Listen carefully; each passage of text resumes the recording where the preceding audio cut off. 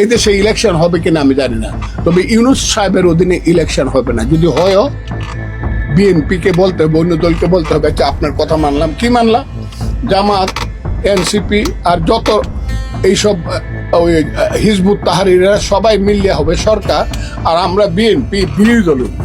এটা যেদিন বিএনপি মানবে এদিন ইলেকশন হবে। এখন মনে করতেছে যে না না রসগোল্লা খাইয়ে পেয়েছি না, কারণ এরা আসছে এই কাজটা করার জন্য, এই দেশটাকে একটা সাম্প্রদায়িক, একটা জঙ্গি, একটা অমানুষদের দেশ করার জন্য, মানুষের দেশ না অমানুষের দেশ করার জন্য এরা এখানে আসছে।